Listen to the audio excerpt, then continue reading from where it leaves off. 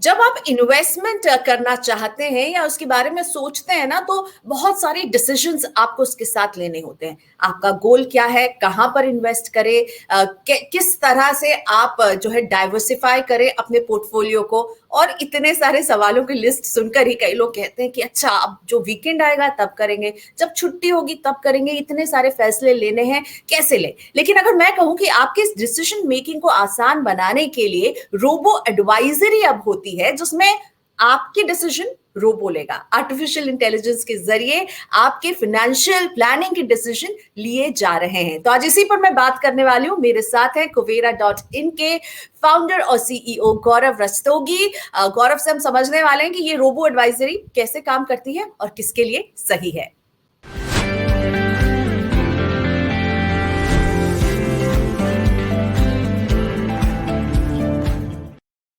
Hi Gaurav, thank you so much, आपने वक्त निकाला हमारे लिए। ये रोबो एडवाइजरी, जरा मुझे सबसे पहले तो इसे डिफाइन करके बताइए। और आपका प्लेटफॉर्म जो है वो रोबो एडवाइजरी ही पूरी तरह से यूज कर रहा है सारे निवेशकों को हेल्प करने के लिए। ये काम कैसे करती है, क्या होती है रोबो एडवाइजरी? कोई भी आपको अगर एडवाइस देता है ना, जैसे मान लीजिए आप अपने बैंक आरएम के पास जाते हैं या आपका कोई एक एडवाइजर है, तो वो पहले आपसे काफ़ी सारे सवाल पूछेंगे। वो आपसे पूछेंगे, अच्छा भाई आप करते क्या हो, आप कमाते कितना हो, रहते कहाँ हो, आपके पास घर है कि नहीं, आपके पास गाड़ी है कि नहीं, आपके फ्यूचर गोल्स क्या हैं, राइट, आपको आपके खर्चे कब और कितने बड़े होंगे, और आप रिटायर कब करना चाहते हैं। ये वो सारी इन्फॉर्मेशन लेंगे आपसे। वो सारी इन्फॉर्मेशन लेके मोस्ट लाइकली क्या होगा, ऐसा नहीं कि वो अपने दिमाग में सब कुछ कंप्यूट कर लेंगे। वो सारी इन्फॉर्मेशन लेंगे, वो एक एक्सेल शीट में या बहुत सारे टूल्स आते हैं, बहुत सारे वर्किंग टूल्स को यूज करके उसमें ये सारा डेटा वो फीड करेंगे। उनके अपने मॉडल्स होंगे, कुछ मॉडल्स उन्होंने किसी और से खरीदे होंगे। फिर वो आपको बताएंगे, अच्छा अगर आपके ये गोल्स हैं और अगर आपका ये प्रोफाइल है, मतलब आप इतना रिस्क लेने को तैयार हैं, तो ये इन्वेस्टमेंट्स आपके लिए बेस्ट है, राइट। तो रोबो एडवाइजरी को अगर आपको समझने का सबसे आसान तरीका है जानना है, तो ये सोच लीजिए कि इसमें ये जो सारा इंफॉर्मेशन है, ये सारा डेटा आप जो प्रोवाइड कर रहे हैं कि आप कितना रिस्क लेना चाहते हैं, कि आपके पास ऑलरेडी घर है, कि आपको गाड़ी खरीदनी है 5 साल में, या आपको रिटायर होना है 20 साल में, ये इंफॉर्मेशन आप डायरेक्टली, जैसे आप कुबेरा.इन पे जाएंगे, आप अपनी गोल्स ऐड करना शुरू करेंगे, फिर जाके आप अपना प्रोफाइल सेटअप करेंगे। अपने प्रोफाइल में आप बोलेंगे, अच्छा आप शादीशुदा हैं कि नहीं, आपके बच्चे या आपके डिपेंडेंट्स हैं कि नहीं। तो ये सारा इन्फॉर्मेशन आप हमें डायरेक्टली दे रहे हैं, बशर्ते कि आप किसी एक और इंसान को दे रहे हैं जो कि आपका रिलेशनशिप मैनेजर या एडवाइजर है, जो कि फिर इस इन्फॉर्मेशन को फीड कर रहा है, राइट। तो एडवाइजरी हर जगह डेटा के बेसिस पे ही होती है। अगर डेटा के बेसिस पे नहीं हो रही है तो फिर वो एडवाइजरी कम है और वो स्पेकुलेशन ज्यादा है। तो डिफरेंस बस इतना है कि रोबो एडवाइजरी में आप सिस्टम को खुद फीड कर रहे हैं, और अगर आप किसी एडवाइजर या आप किसी आरएम के थ्रू जा रहे हैं तो उसमें आप पहले इंफॉर्मेशन उनको देते हैं, फिर वो इंफॉर्मेशन फीड करते हैं। इसमें कुछ डिफरेंसेस आते हैं, कुछ डिफरेंसेस बहुत इजी होते हैं समझना, और कुछ थोड़े डिफिकल्ट होते हैं, बट मोटा मोटी सबसे आसान तरीका यही है रोबो एडवाइजरी को समझने का। ठीक है, मैंने अपनी इंफॉर्मेशन दी, अपनी प्रोफाइल खुद भरी, और उसके बाद क्या होगा? वो मुझे किस तरह से एडवाइस करता है, मतलब वो कैसे, मैं कैसे ट्रस्ट करूं वो जो मुझे एडवाइस देने वाला है, उसको क्या आधार होता है, क्या सिस्टम है जैसे ये काम करता है? तो इन सब में जब भी आप किसी मॉडल को लेके चलते हैं, चाहे वो एक ह्यूमन एडवाइजर है जो एक मॉडल को फॉलो कर रहा है, या वो एक रोबो एडवाइजर है जो एक मॉडल को फॉलो कर रहा है, ये मॉडल्स जो होते हैं ये बहुत ही बेसिक और बहुत ही वेल एस्टैब्लिश्ड फाइनेंशियल प्रिंसिपल्स पे बेस्ड होते हैं, राइट। तो जैसे मैं आपको कुछ बहुत सिंपल ऐसे एग्जांपल्स देता हूँ। चाहे कि अगर आपका गोल 5 साल बाद जो आपका गोल है उसमें आपको कम रिस्क लेना है, 20 साल बाद जो आपका गोल है उसमें आप ज्यादा रिस्क ले सकते हैं।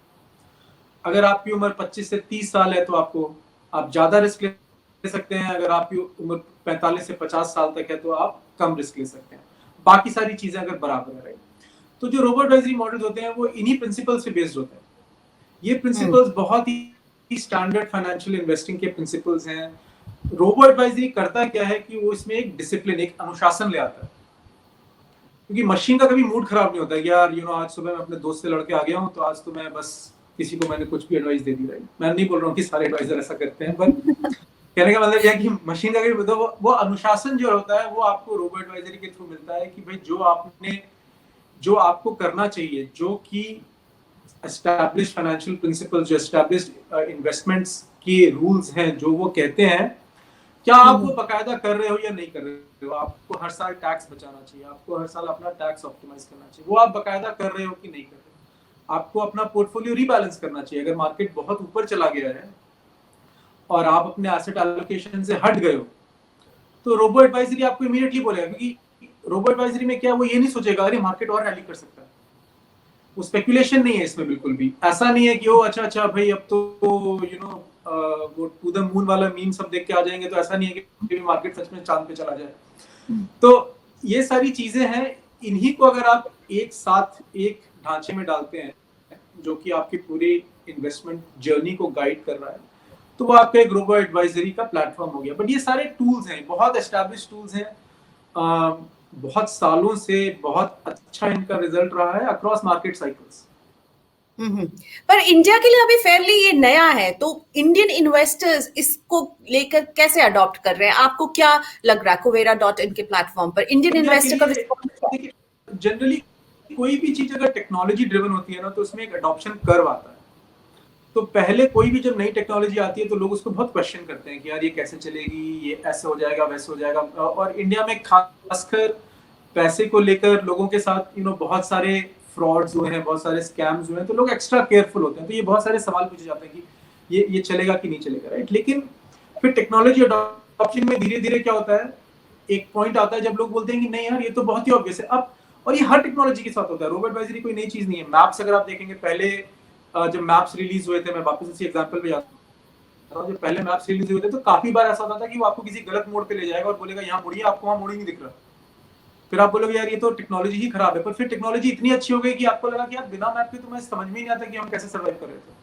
फूड डिलीवरी ले लीजिए, जब फूड डिलीवरी लॉन्च हुआ था तो बहुत लोगों का ये व्यू था कि यार इंडिया में हर गली नुक्कड़ में इतने सारे रेस्टोरेंट हैं, कोई क्यों फूड डिलीवरी यूज करेगा। पर आज ये इतनी ऑब्वियस सी बात है, जोमेटो का आईपीओ ही मतलब उसका सबसे बड़ा वो संदेशा है कि लोगों ने इसको अपना लिया। तो हर टेक्नोलॉजी में नेसेयर्स हमेशा पहले वोकल होते हैं, लेकिन जब लोगों को उसकी वैल्यू दिखने लगती है, जब लोगों को दिखता है कि यार ये आसान भी है, सस्ता भी है, और ये कभी भी, ये जो अनुशासन है इससे कभी हटता नहीं है। तो आपको क्या लगता है वैल्यू क्या है रोबो एडवाइजरी की, कि लोगों को ये इसको सिलेक्ट करना चाहिए और किसे सिलेक्ट करना चाहिए? क्योंकि आफ्टर ऑल ये पैसे का मामला है।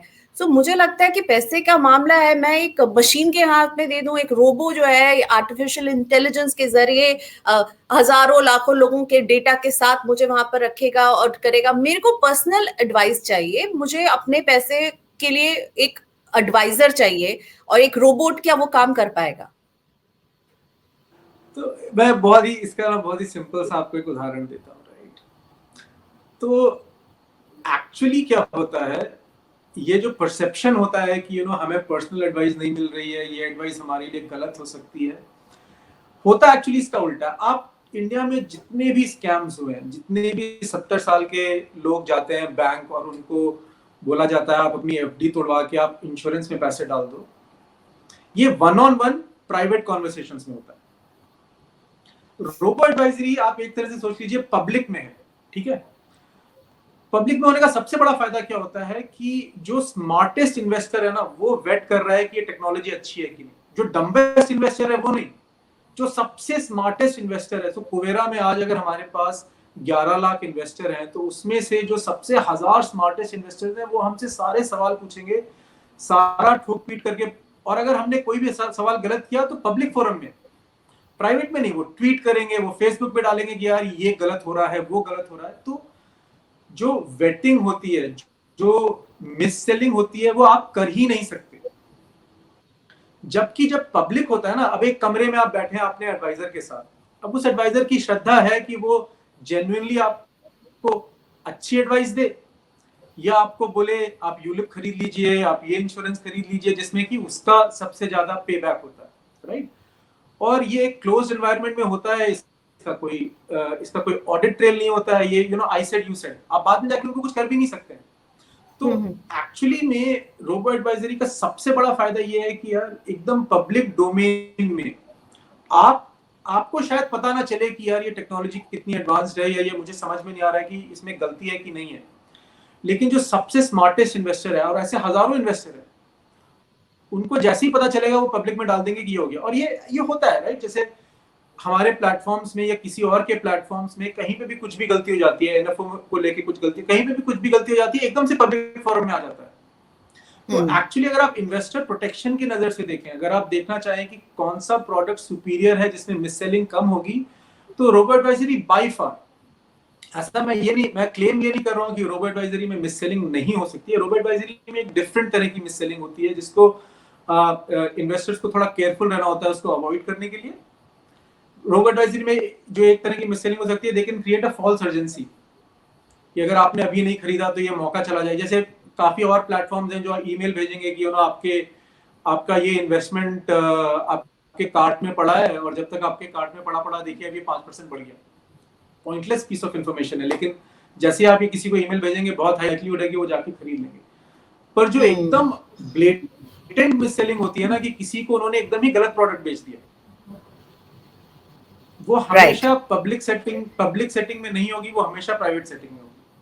अच्छा गौरव, ये बताइए किस तरह के इन्वेस्टर को चूज करना चाहिए रोबो एडवाइजरी? एक फ्रेशर, एक बिगिनर जिसने इन्वेस्टमेंट नहीं किया है और इन्वेस्टमेंट के बहुत सारे सवाल और बहुत सारी चीजें कि कहाँ इन्वेस्ट करें, इक्विटी में जाएं, डेट में जाएं, गोल्ड में जाएं, क्या करें, उनको समझ में नहीं आ रहा था कि एक फर्स्ट टाइम इन्वेस्टर के लिए एक अच्छा ऑप्शन हो सकता है, या फिर वो लोग जो करते आ रहे इन्वेस्टमेंट उनके लिए अच्छा ऑप्शन हो सकता है। किस तरह के इन्वेस्टर को चूज करना चाहिए? अच्छा ऑप्शन तो दोनों के लिए है। एक चीज उस इन्वेस्टर में होना जरूरी है कि थोड़ा जिज्ञासु होना चाहिए उस इन्वेस्टर, क्योंकि इसमें ऐसा नहीं है कि कोई आपको पूरा वॉक थ्रू दे रहा है कि ये इसलिए हो रहा है, वो इसलिए हो रहा है। तो आप में थोड़ी अगर ये क्षमता है कि आप जाके पढ़ सकें चीजों के बारे में, उनको समझ सकें, राइट, तो आपके लिए बहुत अच्छा होमवर्क करना होगा साथ में हमें, थोड़ा होमवर्क आपको अपना। देखिए, ह्यूमन एडवाइस में सबसे जो एक फायदा ये होता है कि एक ह्यूमन टू ह्यूमन ट्रस्ट जो होता है ना, वो नॉर्मली क्रिएट हो जाता है। ह्यूमन जो मिस सेलिंग होती है उसमें एडवाइजर इसी ट्रस्ट का फायदा उठाते हैं। क्वेश्चन तो इंसान को वहां भी करना चाहिए। जस्ट बिकॉज मैं किसी एक पर्सन के थ्रू जा रहा हूँ और मुझे एक पर्सन के थ्रू एडवाइस मिल रही है, राइट, मार्केट में एक बहुत ही सिंपल सा रूल होता है, बायर्स बिवेयर। और ये हर मार्केट में, वो सेकंड हैंड कार आप खरीद रहे हो, स्टॉक्स खरीद रहे हो या म्यूचुअल फंड खरीद रहे हो, आप अपना होमवर्क आपको खुद करना है। इसमें कॉस्ट कितना लगता है? क्या मुझे एडिशनल कॉस्ट देना होगा गौरव, अगर मैं एक रोबो एडवाइजरी से एडवाइस ले रही हूँ तो? डिपेंड करता है। हमारे बहुत सारे टूल्स हैं जो कि हम उसके लिए चार्ज ही नहीं करते हैं, लेकिन और हमारे कुछ टूल्स हैं जिनके लिए हम चार्ज करते हैं, जिसमें आपको अपने फ्रेंड्स को इनवाइट करना पड़ेगा अगर आपको उसका एक्सेस चाहिए। कुछ और प्लेटफॉर्म्स हैं जो कि एडवाइजरी नहीं करती हैं, सिर्फ ट्रांजैक्शंस पे ही फोकस करती हैं। कुछ और प्लेटफॉर्म्स हैं जो कि एक मंथली फी आपसे चार्ज करते हैं, और वो मंथली फी कैन वेरी। वो मंथली फी 300 रुपए पर मंथ भी हो सकता है, वो मंथली फी 1000 रुपए पर मंथ भी हो सकता है, डिपेंडिंग आप कौन सा प्लान साइन अप कर रहे हैं। तो ऐसा नहीं है कि सारे रोबो एडवाइजरी सेम है, उसमें भी बहुत डिफरेंट प्राइस पॉइंट्स हैं। तो उसमें भी थोड़ा वही बात फिर से आ जाती है, आपके पास 10 एडवाइजर्स हैं, आप कैसे चूज करोगे आपको किस एडवाइजर से एक्चुअली एडवाइस लेनी चाहिए, राइट? तो जो प्रॉब्लम ऑफ चॉइस है उसको आप कभी भी पूरी तरह से एलिमिनेट नहीं कर सकते। राइट। सो मुझे ये बताइए कि आपके प्लेटफॉर्म में आप क्या देख रहे हैं? यंगस्टर्स इसे ज्यादा पसंद कर रहे हैं, मिडिल एज्ड इन्वेस्टर्स ज्यादा आ रहे हैं, और किस तरह का आप इसकी तरफ ट्रैक्शन देख रहे हैं? तो अगर मैं पिछले 1 साल में देखूं तो ऑलमोस्ट सारा का सारा ट्रैक्शन जो है वो यंगस्टर से आ रहा है। और यंगस्टर से मेरा है कि 25 से 30, मतलब जो अपनी पहली जॉब में है, शायद अपने स्कूल के सारे लोन्स पे ऑफ कर चुके हैं और जो इन्वेस्ट करना चाहते हैं। तो मैं I am not talking about कि कॉलेज में है और इन्वेस्ट कर रहे हैं। आई थिंक वो ज्यादातर डायरेक्ट इक्विटी में जाते हैं, म्यूचुअल फंड्स में कम आते हैं, बट अधिकतर यंगस्टर से आता है। 25 से 35 इज द स्वीट स्पॉट।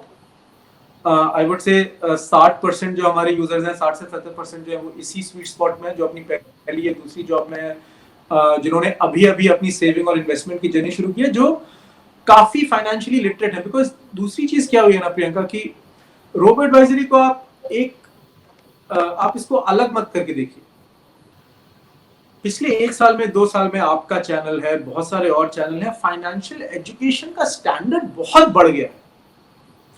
बहुत सारी चीजें जो 5 साल पहले लोगों को मतलब गूगल करके या 4-5 लोगों से पूछ कर पता चलती, वो अब इमीडिएटली पता चल जाती है। बहुत सारे लोगों को यही नॉलेज जो कि उनको जो कि उनको बोले कि अच्छा नहीं अब मैं खुद जाके रोबो एडवाइजर के थ्रू इन्वेस्ट कर सकता हूँ, वो पहले हो सकता है कि इतनी इजीली अवेलेबल नहीं थी, लेकिन अब क्या है, ये फाइनेंशियल एजुकेशन से जो चेंज आ रहा है उससे भी हमें बहुत फायदा होता है। तो जब लोग आते हैं पहली बार, तो वो हो सकता है कि वो 23 साल के हो, 22 साल के हो, वो पहली बार इन्वेस्ट कर रहे हैं, लेकिन उन्हें पता होता है म्यूचुअल फंड क्या होता है, उन्हें पता होता है डायरेक्ट प्लान और रेगुलर प्लान में फर्क क्या है, और ये हमने नहीं बताया, ये आपने बताया, ये किसी और चैनल ने बताया। तो उसका वो तो अगर आप उस इकोसिस्टम के हिसाब से देखें तो ऐसा नहीं है कि बिकॉज वो फर्स्ट टाइम इन्वेस्ट कर रहे हैं तो उनके पास और कोई माध्यम नहीं है जिनसे उनको पता चले कि यार इस क्वेश्चन का सोल्यूशन क्या है, इसका आंसर क्या है, उन्हें पता होता है। ओके, तो जाते जाते रोबो एडवाइजरी क्यों लें और इसके फायदे और नुकसान आपने कुछ बता दिया, पर अगर मैं कहूंगी इसे नटशेल में अगर आपको अपने नए इन्वेस्टर को बताना हो कि रोबो एडवाइजरी आप इसलिए लें, तो क्या कहेंगे? एक तो है कि भाई देखिए, कंप्यूटर नेवर स्लीप्स, तो ये हमेशा आपके लिए काम करता रहता है, जिससे कि आपका समय फ्री अप होता है, और वो समय आप अपनी मेन जॉब में लगाइए, खूब उन्नति करिए, खूब प्रगति करिए, ज्यादा पैसे कमाइए, जितने ज्यादा पैसे कमाएंगे उतना ज्यादा इन्वेस्ट करेंगे, उतनी जल्दी आप वेल्दी बनेंगे। Thank you so much Gaurav for this wonderful chat. तो रोबो एडवाइजरी को समझा रहे थे गौरव रस्तोगी हमें। अगर आपको अच्छा लग रहा है ये आइडिया कि आपको बहुत सारे डिसीजन नहीं लेने हैं, आपको अपने पोर्टफोलियो को कब बदलना है, कैसे बदलना है, आपको इसमें माथापच्ची नहीं करनी है, आपको रोबो एडवाइजरी के जरिए सलाह मिलती रहेगी, तो एक बार जरूर चेकआउट करें। लेकिन जैसा कि गौरव रस्तोगी ने खुद कहा, अपना होमवर्क करना बिल्कुल ना भूलें। थैंक यू फॉर वॉचिंग आज। जाते जाते मैं बस यही बोलना चाहूंगी कि अगर आपको इस तरह के वीडियोस अच्छे लगते हैं तो Money9 के यूट्यूब चैनल को सब्सक्राइब करना ना भूलें, बेल आइकॉन को क्लिक करें ताकि इस तरह के वीडियोस हम जब भी लेकर आए आपको लाइव नोटिफिकेशन मिलता रहे। Thank you for watching us.